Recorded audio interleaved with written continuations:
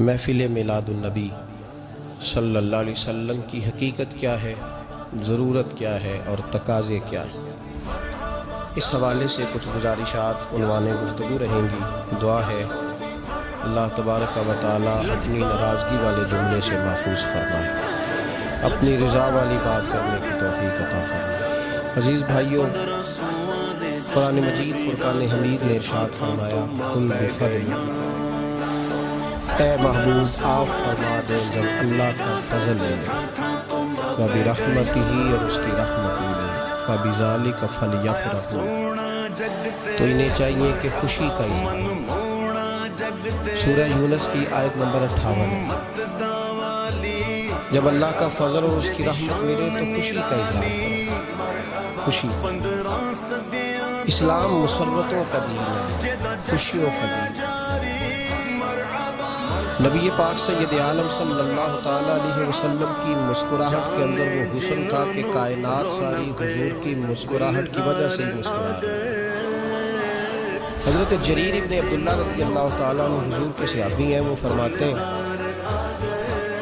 کہ جب حضور مدینہ طیبہ تشریف لائے تو میں ملاقات کے لیے حاضر ہوا۔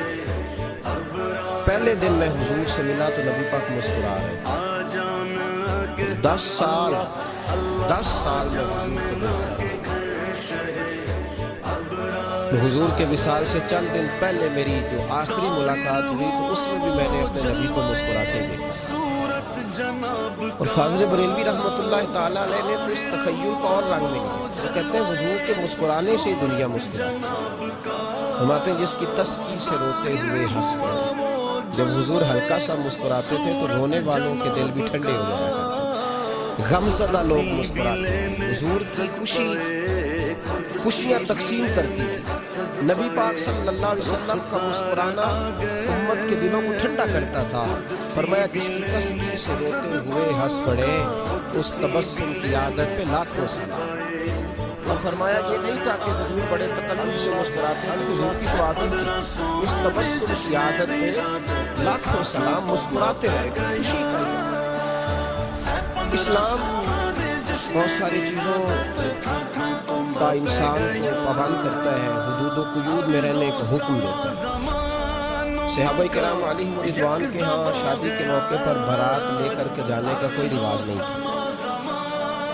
حضرت عبد الرحمن ابن عوف رضی اللہ تعالیٰ عنہ جیسے مالدار لوگ بھی شادی کرتے ہیں تو نبی پاک کے بغیر بھی بارات چلی جاتی۔ کوئی کانسیپٹ نہیں اس طرح کا کہ ڈھیروں بارات۔ حضرت عبد الرحمن ابن عوف کہتے ہیں میں حضور کی بارگاہ میں آیا تو سفید کپڑے پر پیلا زرد نشان تھا۔ حضور نے فرمایا کیا ہوا، یہ داغ کاہے کا؟ عرض کی حضور کل میں نے نکاح کیا۔ تو محبوب نے جو ارشاد فرمایا اس میں فرمایا بڑی اچھی بات ہے، ولیمہ ضرور کرنا، چاہے ایک بکری ہی ذبح کرنا، بارات نہیں لے کے جائی جاتی، ولیمے کا حکم دیا۔ اور بخاری میں نبی پاک نے یہ بھی فرمایا جب تمہیں کہ ولیمے کی دعوت دے تو جایا کرو۔ اچھا، اب شادی کے موقع پر جو بارات لے کے جائی جاتی ہے تو اگرچہ حضور کی سنت نہیں لیکن اسے ہم حرام نہیں کہتے، اسے ہم ناجائز نہیں کہتے، ہم نہیں کہتے کہ یہ تم نے غلط کیا۔ اگرچہ لے جانا حضور سے ثابت ہے، اس مربع انداز میں ثابت نہیں اس طرح ہمارے ہاں، لیکن ہم پھر بھی اسے ناجائز ہے۔ کسی صحابی نے اپنے بچے کی شادی پر اپنے گھر میں لائٹنگ نہیں کرائی، لیکن آپ کو دنیا کا کوئی عالم یہ فتویٰ نہیں دے سکتا کہ لائٹنگ کرانا حرام ہے۔ آپ شادی کے موقع پہ ساری گلی سجا لو، آپ ساری چھتوں پہ لائٹنگ کرا لو، کوئی آدمی یہ آپ کو فتویٰ نہیں دے سکتا کہ شادی کے موقع پر لائٹنگ کرانا جائز ہے۔ کبھی سنا ہے آپ نے کسی سے؟ بولیے یہ جائز ہے، جائز پیسے، بلکہ میں اس سے آگے بڑھتا ہوں، اس سے تھوڑا اور آگے جاتا ہوں۔ حضرت عائشہ صدیقہ رضی اللہ تعالیٰ عنہ فرماتی ہیں میرا جو کمرہ تھا نا جس میں میں حضور کے ساتھ رہتی تھی اور ایک لمبا زندگی کا عرصہ گزارا، اس میں 3 آدمی سو سکتے تھے، چوتھے کے لیے جگہ ہی نہیں اور کچا تھا۔ کھجور کے تنے کھڑے کر کے اس پر کھجور کے پتوں کی چھت ڈالی گئی تھی۔ میں جب ہاتھ اٹھاتی تھی تو میرا ہاتھ اپنی چھت کو چھو جاتا تھا۔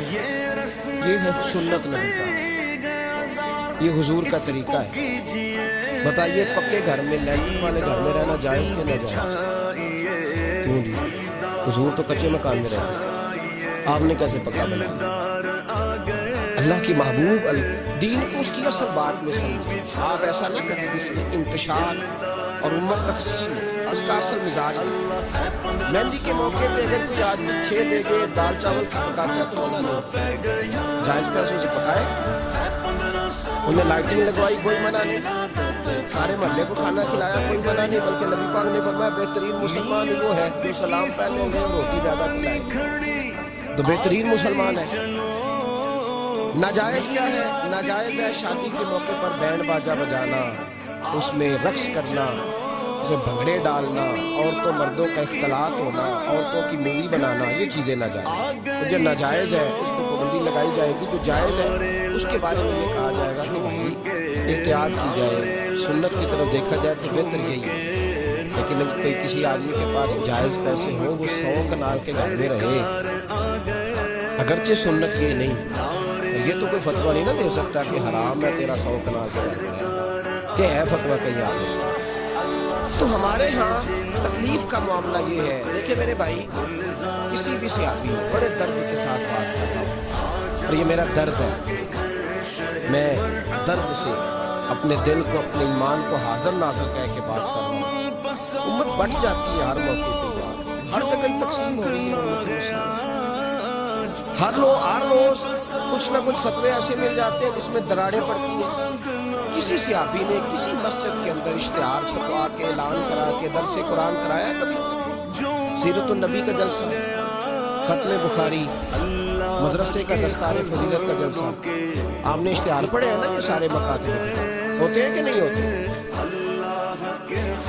کسی صحابی نے اس طرح، وہ تو روز درس قرآن دیتے تھے، لیکن اس طرح اشتہار چھپوا کے پوسٹر لگا کے، اور مصر سے کسی صحابی کو اسپیشل بلوا کے یا یمن سے بلوا کے مسجد کے اندر کبھی درس قرآن کے اجتماع کرائے، سیرت النبی کے جلسے، ختم بخاری کے.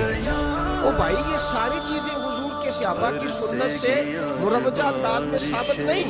مجھے بتا میرے بھائی، میں درد کے ساتھ تجھ سے سوال کرتا ہوں کہ سیرت النبی کے جلسے میں تو پشاور سے مولانا بلائے، پنڈی سے بلائے، تو گجرات اور کراچی سے لوگوں کو بلا کر کے اگر سیرت کا جلسہ کرائے، اور تو اس میں ایک آدمی کو کراچی سے بلوایا جا رہا ہے تو تو نے اس کو 20,000 کی ٹکٹ بھی دی، اور اشتہار میں بھی جلسے میں خرچ ہوا، پھر لنگر بھی پکا، کھانا بھی تو نے کھلایا،